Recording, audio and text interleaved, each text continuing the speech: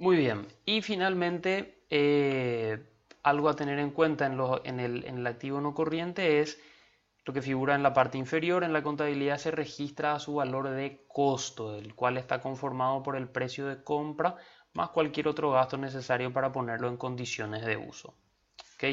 Entonces, eh, no estaría representando en la cuenta de la propiedad de planta y equipo, en caso de que haya sufrido algún incremento, la propiedad, el terreno, no se contempla este monto, sino que se coloca el precio de compra más los gastos en los que podría uno incurrir para efectuar la venta de este inmueble. Seguidamente, tenemos una nueva diferenciación que es algo que no habíamos detallado en nuestro ejercicio anterior, pero que es importante eh, resaltar. Esto no aparece de forma explícita en los balances, es decir, esta clasificación no se especifica en los balances, pero sin embargo es importante que lo aclaremos y que guarda relación con los activos fijos según puedan ser depreciables o no depreciables. Para eso tenemos que entrar a hablar de qué quiere decir que un bien sea depreciable. Un bien es depreciable cuando por el transcurrir del tiempo y con el uso, este va perdiendo valor. ¿Ok? Va, como dice su nombre, depreciándose. Esto se va contemplando como un gasto, si bien no precisamente implica una erogación de dinero, una salida de dinero, pero sí representa un egreso, ¿ok? Representa específicamente un gasto. Entonces, ¿qué es la depreciación? Es la disminución del valor que pueda tener un activo tangible por el paso del tiempo y por el uso del mismo. Entonces vamos a ver cuáles podrían ser los activos fijos no depreciables. Una cosita más, hablamos de activos no corrientes y se introduce aquí un nuevo concepto que es el activo fijo. Activo fijo es equivalente a decir activo no corriente, es lo que le decía. Hay distintas formas de llamarle a lo mismo en la contabilidad, en los balances contables. Entonces, un activo fijo es un activo no corriente. ¿Ok? Entonces, los activos fijos o activos no corrientes pueden ser depreciables o no depreciables, según su naturaleza o según el desgaste que estos sufren con el transcurrir del tiempo y con el uso. Entonces, los no depreciables vendrían a ser los terrenos. Evidentemente, un terreno no se deprecia porque se usa, al contrario, que en la mayoría de los casos estos van incrementando de valor. Otra cuestión que no se contabiliza como depreciable vendrían a ser las construcciones en curso y las maquinarias en montaje. ¿Ok? Construcciones en curso y maquinaria de montaje son generalmente cuestiones transitorias y no muy frecuentes o recurrentes en un balance. Sin embargo, los terrenos es una cuenta característica que sí puede aparecer, pero que no es depreciable. Por otro lado, tenemos los activos fijos o activos no corrientes depreciables, que vendrían a ser las construcciones y edificaciones. Un edificio, una estructura, un galpón, con el paso del tiempo va depreciándose, ya que sufre un determinado desgaste que implica una pérdida de su valor.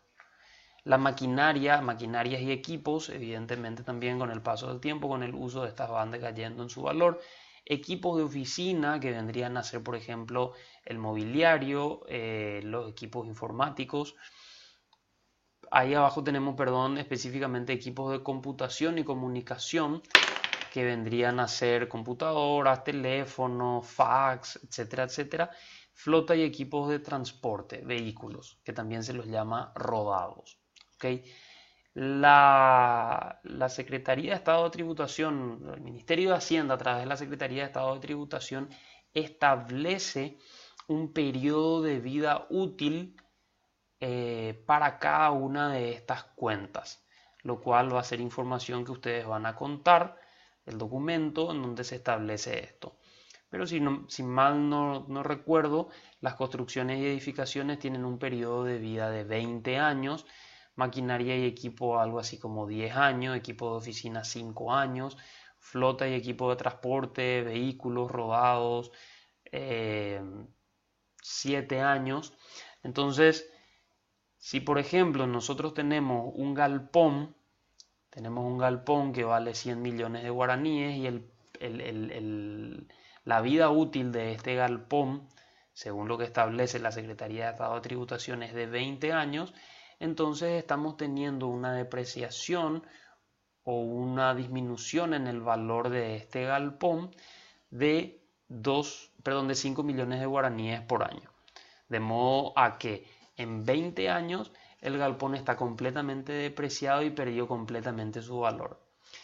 La depreciación es un elemento muy importante a tener en cuenta y que se introduce en la contabilidad luego de muchos tropiezos por parte de varias empresas que no contemplaban esto previo a que se haga costumbre el uso de este concepto.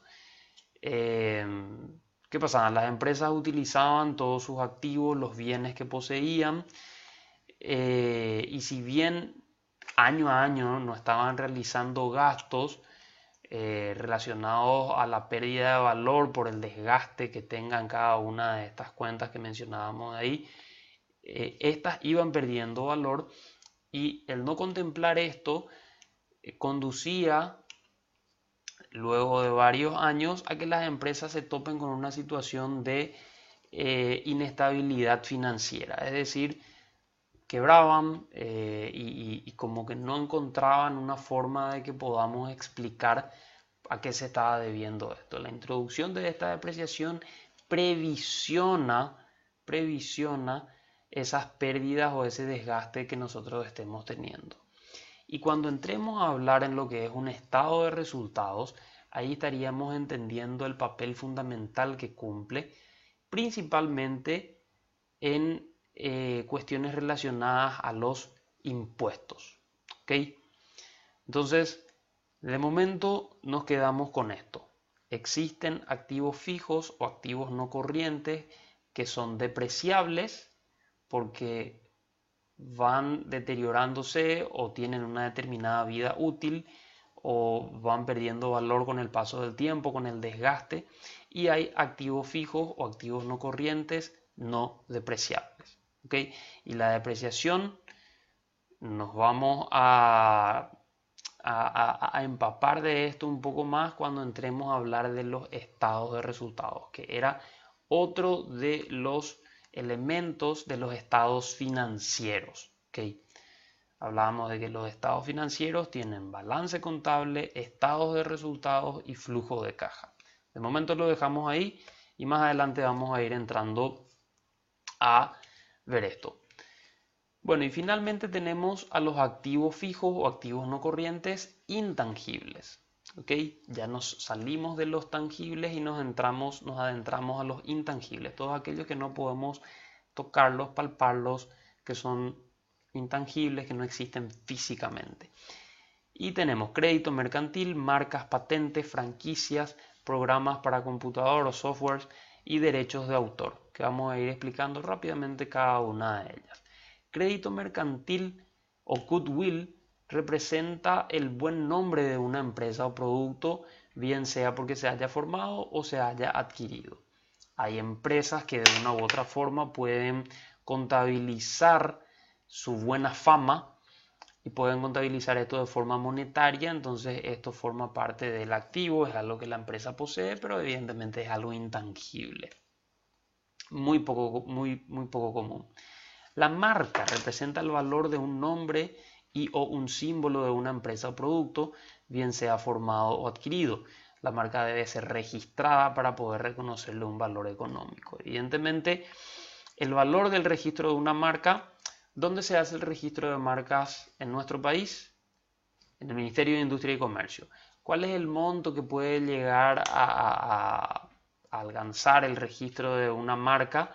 Depende de una serie de factores, pero no debería alcanzar ni superar los 3 millones de guaraníes.